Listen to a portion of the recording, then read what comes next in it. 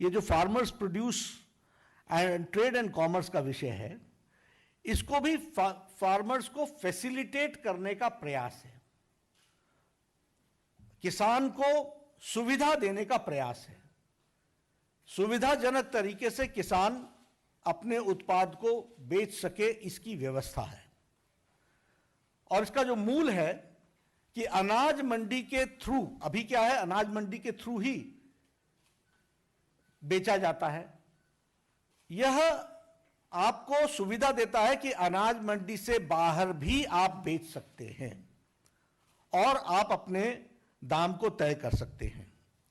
और इसी तरीके से ये ट्रांसपेरेंट, पारदर्शी व्यवस्था है और किसान कंपेयर कर लेगा कि कहां हमको उचित दाम मिल रहा है।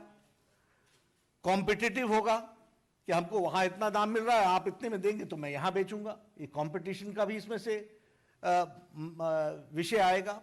और इसके साथ साथ इस बिल में यह प्रावधान है कि हम इंफॉर्मेशन ऑफ प्राइसेस देंगे।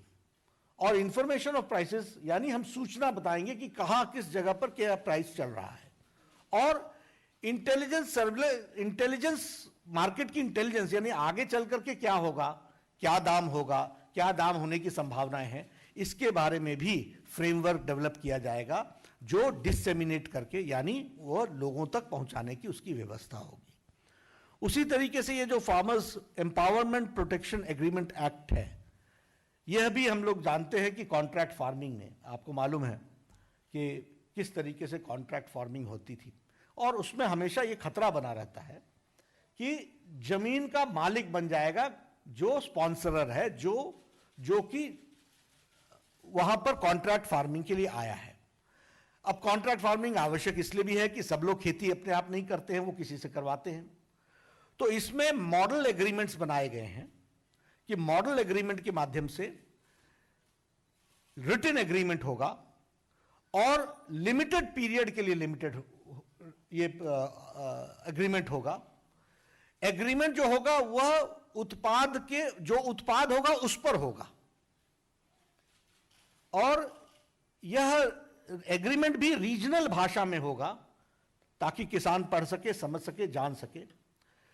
कोई भी मॉडिफिकेशन उस जमीन पर अगर इन्वेस्ट करने वाला करता है तो भी उसका मलकियत, उसका अधिकार किसान का होगा। और इसके साथ साथ ये सेम डे उसको पेमेंट हो जाएगी जिस दिन क्वालिटी अपना एक्सेप्टेंस होती है।